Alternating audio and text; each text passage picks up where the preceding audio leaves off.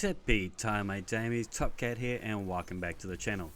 Today we are back on an Arc 3.0 Titan, and we are going to be pimp slapping things with a new melee, the Thunderclap. We're going to be clapping all types of cheeks with this build.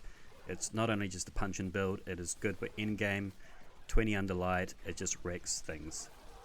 This build packs enough DPS, it's got plenty of health, heaps of resistance.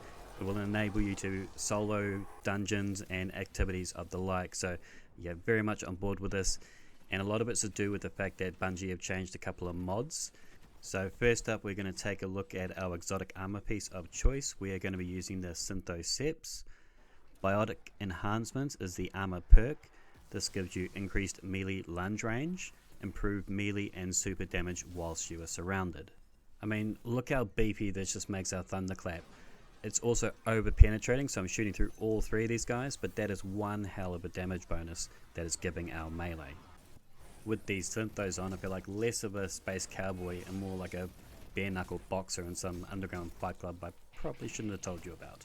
So in this knuckle sandwich, we got some season 1 exotics and season 18 melee called the Thunderclap. So whilst we're grounded, you plant your feet and you hold it down and begin charging up your melee, release it for a powerful blast wave. Now you can just tap it and it'll do it instantly. It won't do as much damage, but if you hold it down for like the full 3 seconds, it's going to be really strong. And the thing is great, this is great for like yellow bars, but it's also great for like hordes of ads because it over penetrates. So once you figure out the range of this melee, it is super fun and super strong. Now it's taken me a couple of weeks to get to this Thunderclap build, mainly because I was hoping the point contact Titan exotics were going to be actually good, but they're not, they're trash. So those are the way to go. We're going to be using melee kickstart, double stacking this. One melee kickstart is going to give us back 20%, then we add a second one that's going to give us another 15, so 35% of our melee energy is going to be coming back to us. And this is where Bungie have made some changes. You didn't used to be able to stack melee kickstart with heavy handed, now you can. So heavy handed is going to give us 50% of our energy, then the double melee kickstart is another 35, so we're at 85%, we've nearly got a full ability charge off the bat as long as we're charged with light. So this just enables us to keep on looping this. So we're going to need a melee well maker to make a well, elemental charge to use that as a charge with light, and we're also going to be using well of striking. So when we pick up these arc elemental wells, this is going to give us additional melee energy, and that will just keep that loop going. So we get the melee kickstart, the heavy handed, and as well as striking, so whenever we pick up the well, we're guaranteed to get that melee back in full.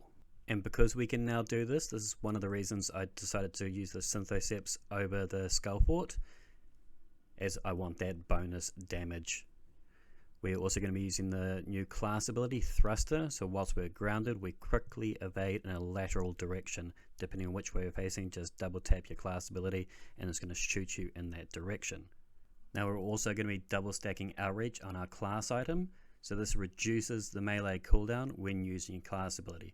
This doesn't give you a straight bump to the stats, it just makes the cooldown a lot better. So I use this if I can't get to a well, I just do my little dodge and it's going to help get me that melee quicker. And the other option is, you know, if you're not charged with light and you're not making wells, you just do this and you're just going to get that melee a little bit quicker. And because at the end of this, I just want to get my Thunderclap as soon as possible so I can get back to clapping cheeks. Naturally, being a brawler build, we're going to be using knockout arc aspect. So critically wounding a target or breaking their shield infuses your melee attack with arc energy. This increases your melee range and damage for a short time. Defeating targets with melee attacks starts your health regeneration and makes you amplified. So now we can go around with our fists, take their lives, give you back life, and we're going to get the amplification, so our movement speed and weapon handling is going to be greatly increased, and is going to allow us to get that sprint speed as well. And as if the synthos weren't enough of a damage buff, we're also going to be using Well of Irons. So when we pick up an Arc Elemental Well, this will cause our next melee to deal increased damage. This has a 10-second timer, which I find is more than fair when we're just making Arc Wells whenever we knock things around a little. For the first of our fragments, we're going to be using Spark of Frequency. So melee hits greatly increase your reload speed for a short duration. This makes it very good when you're up close and brawling. Just punch something in the face, get that quick reload, very good for shotgun gameplay.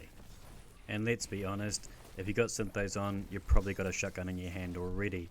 So this is by no means a bad option. We are also going to use Spark of Resistance. While surrounded by combatants, you are resistant to incoming damage. This does have a shot clock on it, I believe it's around 5 seconds, but it does give you an additional 30 resistant points. That's on top of the 40 resistant points you've probably got in your Titan at 100 resilience. If you're a Titan, you've always got 100 resilience, right? So that's 70 resilient points off the bat, making you a literal tank. Spark of Feedback is now working again. It was bugged for a little bit, but Spark of Feedback is really good. So when we take melee damage, this briefly increases your outgoing melee damage.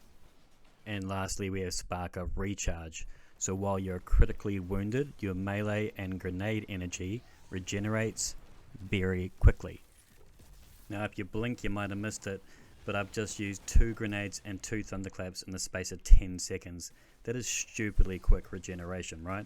You can literally see the bar moving up. I had to check I wasn't in a strike playlist and Brawler was on, but no, I'm in a 1600 Nightfall and I'm just clapping cheeks. Now we are using the Storm Grenade. This thing is so good on a Titan this season. I highly recommend you touch this, or rather use the Touch of Thunder.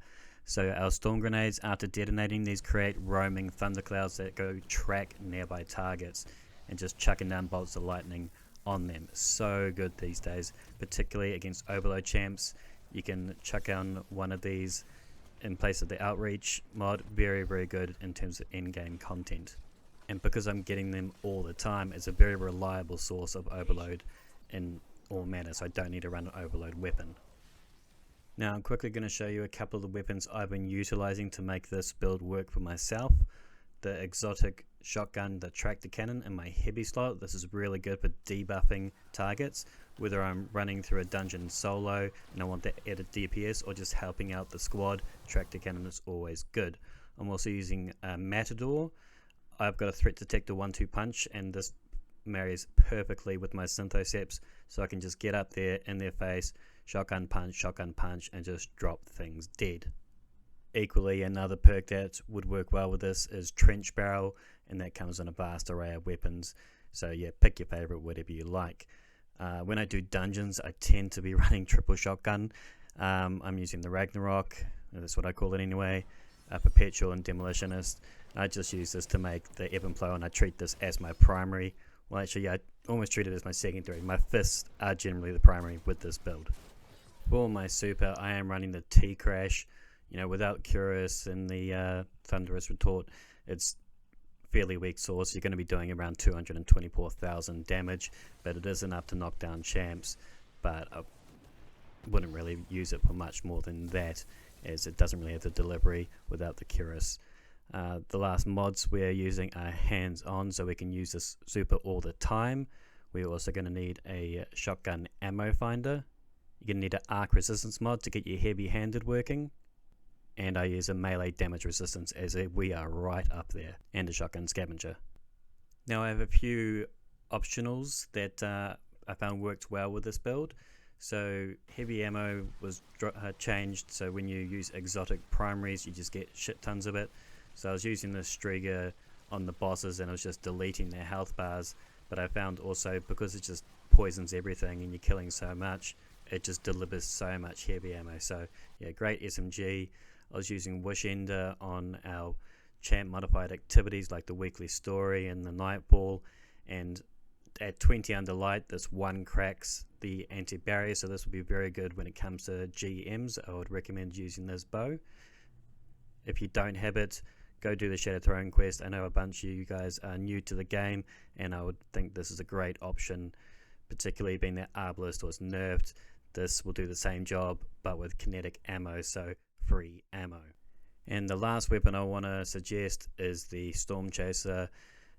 Everyone should have this, or at least want to get this. You know, go around the duality and get it in your pocket. Very good for in-game, and not every boss is going to let you shotgun it, so yeah, grab one of these. that is the video for today. If you liked it, please hit that thumbs. If you're new and you liked it, please consider subscribing.